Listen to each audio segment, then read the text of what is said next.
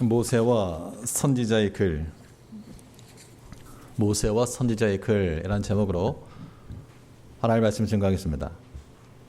오늘 본 누가복음 24장에 기록되어 있는 말씀은 예수님께서 친히 하신 말씀입니다. 자, 예수님께서 친히 하신 말씀 중에 모세와 선지자의 글을 언급을 하셨는데요. 우리 27절을 보시면 이에 모세와 및 모든 선지자의 글로 시작하여 모든 성경에 쓴 바 자기에 관한 것을 자세히 설명하시니라. 이 성경에 있어서 가장 중요한 것은 무엇인가 하면 권위입니다. 권위. 성경의 권위. 성경의 권위를 일컫는 말이 정경이죠. 정경성. 구약 성경의 권위는 어떻게 인정됩니까? 그리고 구약 성경을 하나님 말씀으로 받는 이유가 뭐죠? 무엇을 근거로? 구약에 기록된 이 구약 모세와 선지자의 글이 사람의 쓴 글이 아니라 하나님께서 우리에게 주시는 말씀이다라고 하는 것을 우리가 어떻게 확인하느냐, 그런 얘기입니다. 답은 이미 나왔죠. 누가복음 24장 27절에 있는 것처럼 구약에 있는 모든 글들을 모세와 선지자, 모든 선자가 했으니까 구약을 총칭합니다.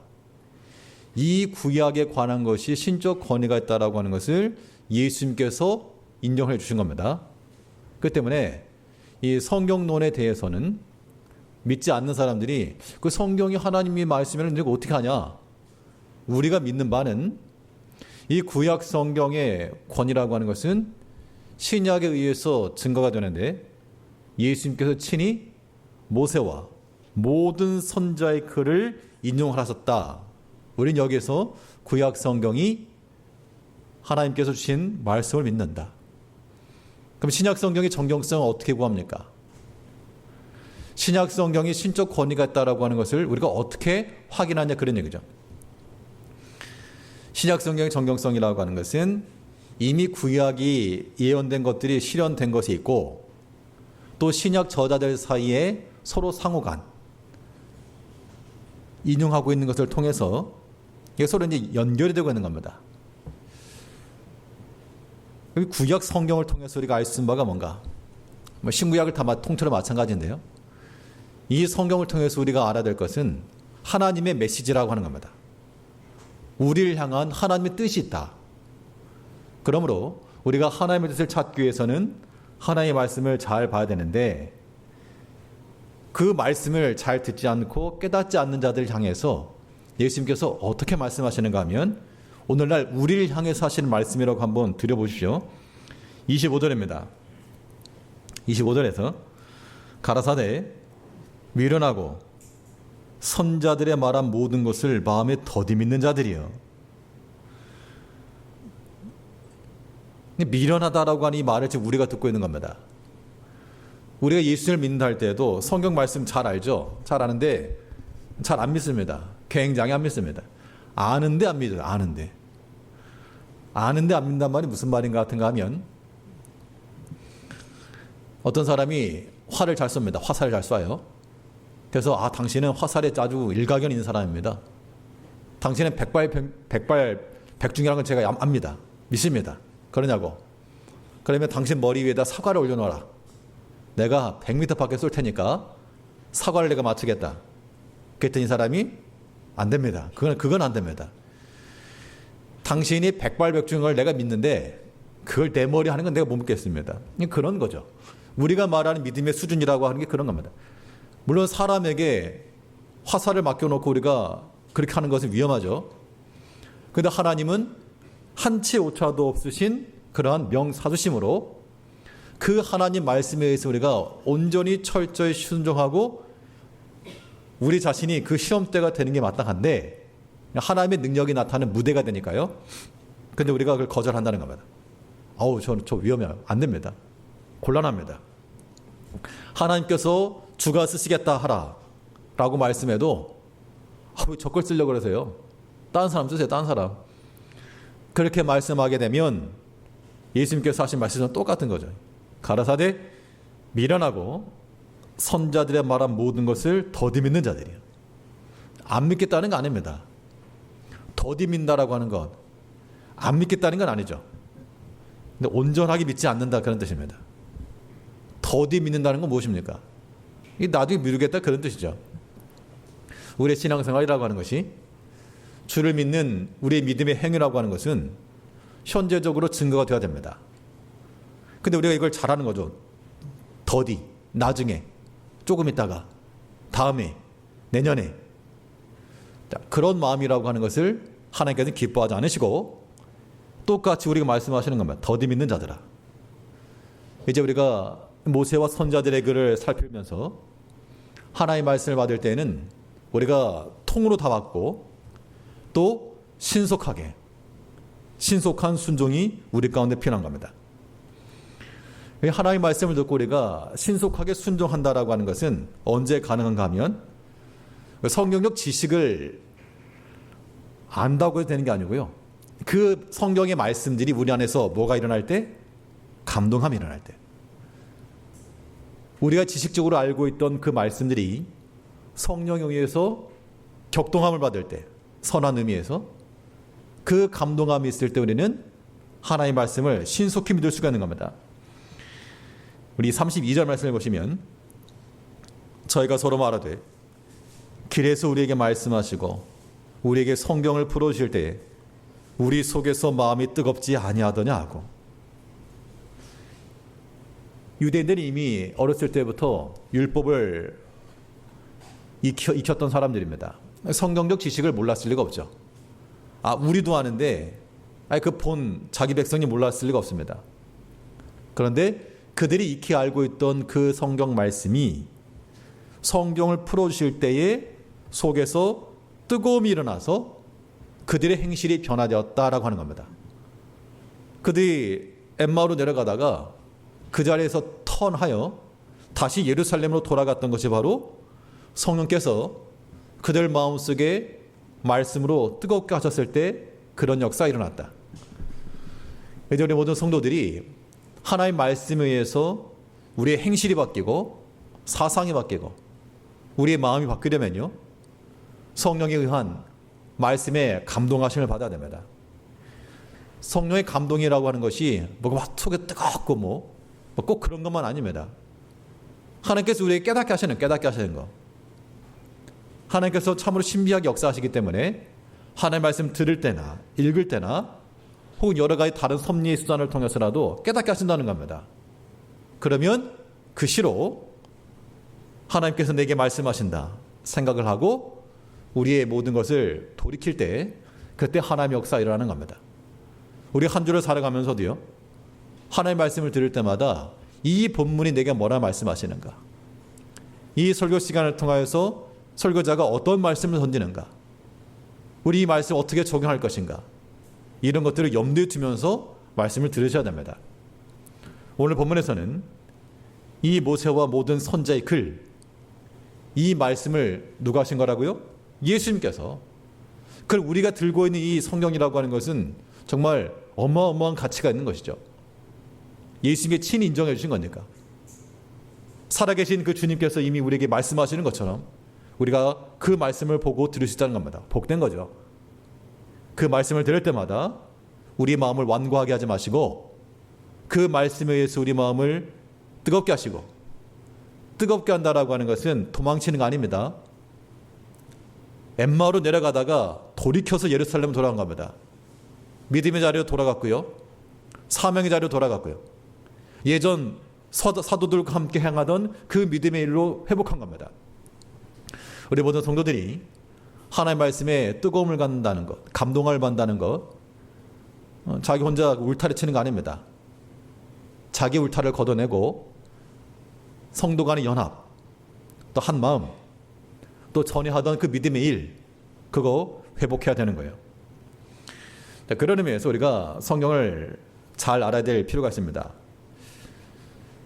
오늘하고 다음 주에서는 이 성경에 대해서 한번 살펴볼 건데요. 혹시 프린트를 다 받으셨습니까? 오늘 이 구약에 관해서 말씀하고 있는데, 우리가 성경이 하나님이 주신 말씀을 우리가 믿긴 하지만 그건 어디까지나 이게 원어로 된 성경이고 우리 한글로 보고 있습니다. 이 번역본은 그럼 어떻게 이해할까? 자, 번역본이라 하더라도 우리 이것을 오류가 있다라고 우리는 그렇게 믿지 않습니다. 성경의 원본에 관한 정확히 기록되었다고 믿고 하나님께 주셨던 그 성경과 동일한 구원의 도리가 들어있음을 믿습니다. 그런데 약간 이제 그 시대에 따라서 어법이나 어체, 문법 이런 게 좀 다를 수는 있죠. 우리가 지금 사용하고 있는 이 성경은 개역 한글판입니다. 근데 이미 개정판이 나왔고요. 많은 교회에서 쓰이고 있고 입에서 더 이상 서점에서 나오지도 않습니다. 이미 이전부터 저도 언급을 했고 이거 좀 바꿔야 된다 얘기를 했었고요. 그래서 오늘 당회에서 최종적으로 이거는 하고 안 하고 문제가 아니라 시기상의 문제였기 때문에 우리가 공식적으로 개정판으로 바꾸기로 했습니다. 물론 이거는 이제 공식적으로 설교자 입장에서 그런 거 없이고 성도님들 개인적으로 성경 보는 건 전혀 상관없습니다. 왜 바꾸려고 하는가 하면 지난주 임직식 때도 그랬지만 그러니까 외부에서부터 오는 그런 성도들, 그러니까 우리가 지금 선교적 관점에서 하는 거예요. 그러니까 교회를 찾아왔는데 요즘 그 예전 우리가 지금 쓰고 있는 글대로 쓰고 있으면 그럼 보통 이제 그 이단을 구별하는 방법 중 하나가 그런 거라 그래요. 이단들은 왜냐하면 자기들이 주장하는 바가 단어가 틀리면 안 되기 때문에 예전판을 고집한다 그러죠. 그런 의미서만 아니고요. 그러니까 선교적 관점에서 그걸 하고 또 우리 지금 자녀들이나 청년들이나 이제 신앙의 어떤 교류가 있을 것인데 이질감을 느끼게 한다 그러면 이거 뭔가 본인들이 확고한 지식이 없으면 우리 왜 이래야 되지? 그런 생각이 들 수도 있고요. 그런 의미에서 내년부터는 개정판으로 교체를 하려고 합니다. 그래서 이제 그 성경을 새로 구입하실 분들은 이미 있으신 분들은 쓰시면 되고요. 새로 안 구입하셔도 됩니다. 그냥 그대로 쓰셔도 돼요. 사실은 상관없습니다. 혹여라도 혹시 구입하실 분들이 계시면 공동구매하면서 할 거니까 거기 샘플 몇 개 갖다 놓을 거니까요. 사실 분들은 마음에 드는 거 밑에다 이름 달아 놓으시면 구입할 때 함께 구입하도록 하겠습니다. 찬송도 마찬가지입니다. 우리가 찬송 주보상에도 새 찬송이 표현하지만 그 언제 이미 오래된 일입니다. 그래서 그 찬송도 다 통일하여서 이번에 교체를 할 계획입니다. 여기에 대해서 변화에 대해서 왜 바꾸냐 그렇게 생각하시는 분도 계시는데 이거는 우리 찬송이나 성경이나 성경 내용 자체가 바뀌는 게 아니죠. 이제 지금 단어나 이런 것들에 대해서 조금 현대적인 것으로 바꿨다 그런 뜻인데 이걸 그렇다고 해서 성경의 정신이 훼손되었다거나 그런 건 절대 아닙니다. 저도 여전히 현재 이 한글판 사랑하고요. 또 현재 있는 찬송가 사랑합니다. 그러나 이제 앞으로 내년부터는 그래 바꾸기로 했으니까 그렇게 이해를 하시고 이미 성경 가지고 계신 분들도 개정판 가지고 계신 분 계실 텐데 그대로 쓰시면 되겠습니다. 만약 구약을 보게 되면 크게 세 가지로 구분됩니다. 일단 구약 성경이 몇 권이죠? 구약 성경이 네? 그렇죠. 구약 39 구약 39 신약 27 39 27 39권인데 이 구약 성경을 세 부분 나누면 첫째는 오경 모세오경 그리고 선지서 그리고 성문서 이렇게 구분할 수가 있겠습니다. 자, 오경 그러면 모세오경을 가리킵니다. 창세기, 출애굽기, 레위기, 민수기, 신명기인데 이 각각의 특징들이 무엇인지를 이해할 필요가 있습니다. 창세기의 가장 큰 특징은 우리가 창조라고 생각하기 쉬운데 물론 창조에 관한 기사가 나옵니다. 근데 창조를 위해서 기록된 서신이 아니라 문서가 아니라 그 창세기는 하나님의 구원에 관한 기사입니다. 구원에 관한 기사. 믿음으로 말미암는 구원. 자, 창세기 보게 되면 창세기 총 50장까지 있습니다. 창세기 총 50장까지 있는데 그 중에서 4명의 중요한 인물이 있습니다. 4명의 중요한 인물이 누군가 하면 아브라함과 이삭과 야곱과 요셉이죠. 이 아브라함과 이삭과 야곱과 요셉 이 네 사람의 일생이 창세기에 기록된 그 모든 내용들은 신약 로마서에 나오는 구원의 서정이라고 말하는 구원의 순서와 맥을 같이 합니다.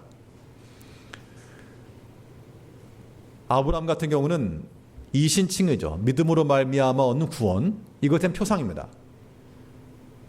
아브라함이 하나님을 믿으니 이를 그의 의로 여기셨다. 우리가 구원을 얻는 것이, 우리의 의를 얻는 것이 우리의 행함으로 받는 것이 아니라 하나님을 믿음으로 말미암아 의롭다는 한다 그랬죠. 이미 아브라함을 통해서 창세기에서부터 믿음으로 말미암는 구원을 보신 겁니다. 믿음으로 말미암아 얻는 구원 이후 그 다음 순서는 중생 이후에 우리가 하나님의 아들이 되죠. 아들, 양자. 그게 바로 이삭에서부터 나오는 겁니다. 양자, 아들됨. 우리가 하나님 믿음으로 말미암아 의롭다함을 얻고 또한 그의 아들이 되었다. 이게 이제 그 아브라함과 이삭을 통해서 나타난 겁니다. 그 다음에 이 야곱을 통해서는요, 그 일생을 통해서 구원을 이뤄가죠. 이신, 성화. 성화의 과정을 보여주고 있습니다. 그렇기 때문에 이 야곱의 기사를 통해서 그 일평생 동안 어떻게 살아갔는가, 하나님께서 그를 어떻게 구원해 가셨는가, 이걸 보여주고 있는데, 우리가 믿음으로 말미암아 구원을 받았어도 우리가 지금 또 이루어가는 구원이 있다는 겁니다. 그게 성화 구원이죠. 그래서 창세기에서 이미 아브라함과 이삭과 야곱을 통해서 하나님이 구원을 보여주고 있고, 요셉을 통해서는요, 영화죠, 영화. 구원의 순서를 말할 때 하나님께서 우리를 선택하시고 우리를 부르시고 중생하며 우리가 회심하고 성화, 그 다음에 마지막 영화. 이게 구원의 연속이라는 겁니다. 근데 그런 의미에서 우리가 구원을 받았느냐라고 말했을 때는 구원 받았다라고 말하는 겁니다.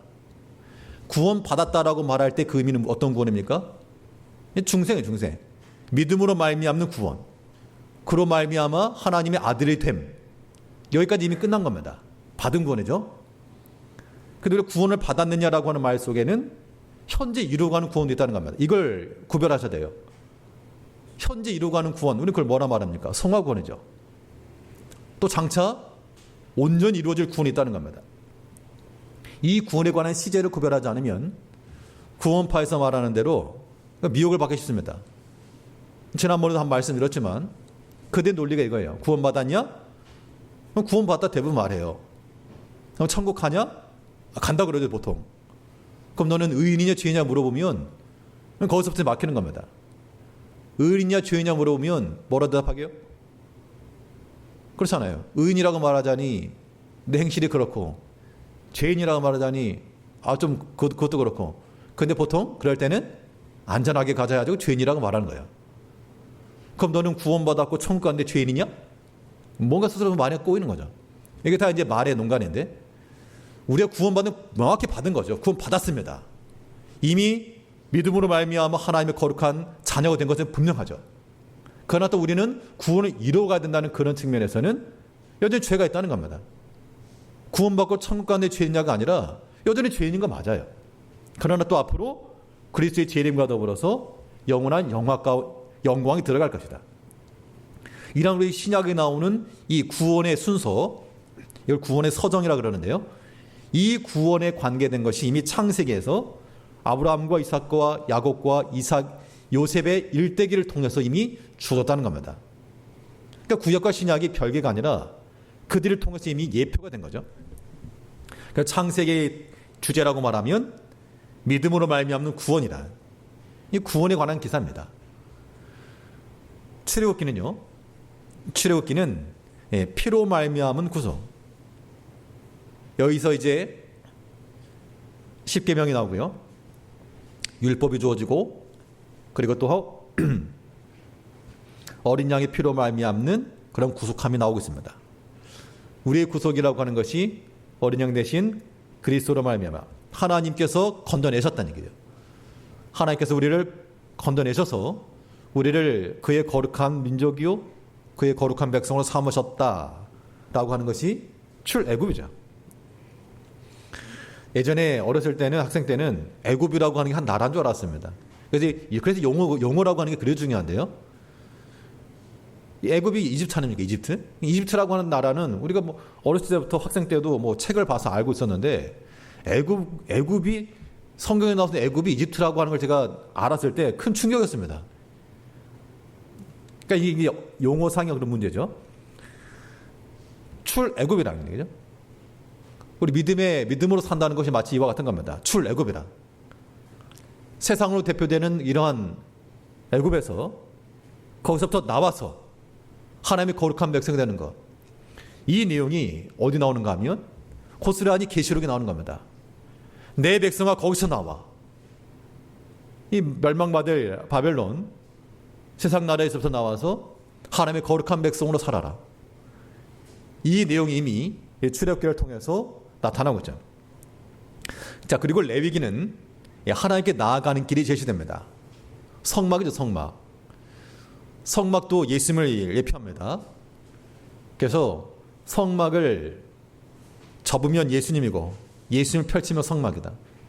참 이 레위기도 굉장히 어렵긴 한데 그런데 거기에 정말 큰 은혜가 있습니다. 제가 개인적으로 성경이 강의를 하면서 어려웠던 부분이 딱 두 군데가 있었습니다. 아직 다는 하지 못했지만 구약에서는 레위기가 어려웠고 신약에서는 계시록이 어려웠습니다. 그런데 하고 나니까 거기에 담겨있는 내용이 굉장히 크고 굉장히 의미가 있고 여기 정말 보석이 담겨있다 그런 걸 느꼈는데요.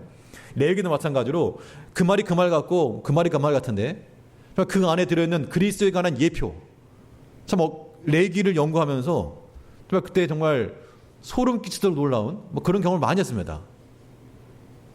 평상시에는 그냥 패스하고 지나갔던 그런 성경이었는데 정말 이 구조에 이런 의미가 있는가 굉장히 심도가 있었는데요. 나중에 성막이나 이런 거 다룰 때 한번 같이 언급하겠습니다. 하나님께 나아가는 길, 문 대신 문으로 들어가 있고요. 그 문이 그리스도입니다. 번제단을 지나가 있고요. 그리스도 십자가를 상징하고 있습니다. 그 안에 성소로 지성소로 마지막 하나님께 나아가는 그 길. 우리가 하나님의 거룩함을 받는 백성들이 바깥에 살고 있는 것이 아니고 하나님 전으로 들어가야 됩니다. 문 대신 그리스도께 들어가야 되고요. 그 십자가의 번제단을 지나가는 것이고요. 그의 피를 가지고 들어가는 겁니다. 그 성막 안에는요. 그 캄캄한 창문이 없으니까 캄캄하죠. 그런데 거기 안에는 촛대가 놓여있고 거기는 또한 진설병이 놓여있고 성령의 조명과 말씀의 양식을 예표하고 있는 겁니다. 이미 구약시대부터 오늘날 우리가 말하는 바 이 모든 것이 다 예표가 되고 있죠. 그랬기 때문에 예수님이 오셨을 때 바울이나 이 사도들이 구약을 읽으면서 정말 놀랐을 겁니다. 그들이 그냥 읽었던 그 말씀이 이것이 바로 이 예수를 가리키는 말인가? 이 구약에 나온 이 말씀들이 이 예수를 가리키는 것인가? 그런 깨달음에 대한 그 희열이라고 하는 것은 비교할 수 없는 겁니다. 민수기는 백성의 숫자를 셌다 그래서 민수기인데요. 이 광야의 훈련입니다. 우리 성도들의 삶을 보여주고 있죠. 광야 가운데서 하나님께서 어떻게 인도하시고 어떻게 지도하시고 어떻게 보호하신지를 보여주는 그런 광야 훈련의 체계죠. 신명기라고 하는 것은 율법을 재교육한 그 모세가 가나안 땅을 바라보고 그는 가나안에 못 들어갔으니까요. 하나님의 말씀을 다시 한번 중무장시킨 재교육시킨 그러한 성경입니다. 그래서 이 5경이 창세기, 출애굽기, 레위기, 민수기, 신명기 각각이 어떤 특징을 가지고 있는가라고 하는 것들을 이해하실 필요가 있습니다. 성경 읽다 보면 그런 거 있죠. 저 성경 잘 모르는데요. 왜 모를까요? 저 성경 잘 모르는데요 라고 말씀하시는 분들 계시죠. 왜 그러겠습니까? 간단하게 답하면 안 봤으니까. 보면 아는 거 보면 안 봤으니까 모르는. 성경이 물론 내용상으로 어렵다 이런 게 아니고 하나님께서 우리에게 성령 주셨을 때는 원어를 이해하는 그런 언어학자들만 이해할 수 있는 거 아닙니다. 신학자들에게만 주신 게 절대 아니에요. 그 누구라도 어린아이라도 듣고 보고 읽을 수 있는 내용상 어려운 것도 있겠지만 하나님께서는 우리 마음 가운데 깨닫게 하시는 겁니다. 성경 보면 알아요. 보면. 자, 그런 의미에서 우리가 하나님의 말씀을 잘 깊이 읽으셔야 되고요. 그 다음에 선지서라고 말할 때는 시대적으로 말하면 전기냐 후기냐 이렇게 다릅니다. 전기냐 후기냐. 전기 선지서라고 하면 요수아, 사사기, 사무엘, 열왕기 이렇게 표시합니다. 물론 성경을 구분하는 것은 조금 다를 수는 있습니다만 여호수아는 이제 가나안 땅으로 들어가는 이 모세 오경을 통하여 약속하신 바 하나님의 약속이 실현되는 그런 과정입니다. 그러니까 실제로 정복해 들어가는 과정이죠. 우리 성도들의 삶에 있어서 하나님의 말씀의 약속에 의지해서 우리가 실제로 하나님의 나라를 차지해 들어가는 예수님께서 처음으로 하신 말씀이 무엇입니까? 회개하라 천국에 가까웠느니라 또 하나님의 나라는 침노한 자가 빼앗는다. 이게 여호수아서 이게 연결되는 겁니다. 하나님 나라를 침노하여 그 땅을 차지하고 그 기업을 하나님이 주신 땅으로 알고 거기에서 하나님 섬기는 거죠. 사사기라고 하는 이 성경은 특징이 뭡니까? 왕이 없다. 다 자기 속에는 옳은 대로 행하였다. 오늘 이 시대와도 같고 믿음이 없는 우리 삶과도 같은 겁니다. 암울한 이 시대 속에서도 하나님께서는 사사들을 보내셔서 그들을 구원하셨고 이 사사기 모순되게도 왕이 없는 이 서신을 통해서 너에게 꼭 필요한 왕이 태어날 것이다. 사사기 마지막 부분이 이제 다윗 왕을 예표하면서 끝나고 있죠. 그리고 사무엘서는 하나님께서 왕을 세우시고 자기 백성을 다스리시는 하나님의 통치 과정이 나옵니다. 열왕기서는 비록 그들에게 왕이 있었지만 하나님을 떠난 백성들, 하나님을 의지하지 않는 그들은 왕들은 배교하고 하나님을 떠난 배교한 백성은 패망한다. 이걸 보여주고 있습니다. 하나님 말씀을 떠난 개인이나 사회나 나라는 하나님의 심판을 받을 수밖에 없죠. 그러니까 궁극적으로는 하나님을 섬기는 그 나라, 그 백성들이 멸망을 당하였으나 개인적으로 말하면 하나님을 섬기는 우리 각 개인이 우리가 하나님 나라 아닙니까? 우리 개인이 하나님을 배교하고 하나님의 말씀에서 떠나면 그들이 멸망당했던 것처럼 너희도 똑같이 멸망당한다. 이걸 지금 보여주고 있는 겁니다. 우리가 하나님을 떠나서 살 수가 없죠. 그런데 이 후기 선지서를 통해서는 그러나 하나님께서 비록 하나님을 배교하고 떠났을지라도 그들이 회개하고 돌이키면 하나님께서 다시 회복시켜 줄 것에 대한 그러한 회복의 은총, 이게 이제 이사야, 예레미야, 에스겔을 통해 나타나고 있는 겁니다. 이미 포로가 된 백성들이요, 그러니까 이미 죄악 가운데 빠져 있는 우리 성도들을 가리키는 겁니다. 그건 하나님께서 하나님의 공의 은총을 통하여 또 새 언약을 통하여 이스라엘을 회복하시고 그들에게 구원을 주시고자 하신 그 내용이 구약에 나타나고 있습니다. 그러니까 구약성 모세와 선지자들의 글이 예표하는 건 다 하나님께서 우리를 위해서 행하시는 구원 역사요, 그 그리스도를 예표하고 있다는 겁니다. 그런 초점을 가지고 우리가 성경을 보는 거죠. 그 다음에 후기 선지서에서 대와 소로 나뉘는데요, 대선지서, 소선지서 이렇게 말합니다. 분량에 따라서 그렇게 구분하는 것이죠. 그래서 호세아, 요엘, 아모스, 오바댜, 요나, 미가, 나움, 하박국, 스바냐, 학개, 스가랴, 말라기.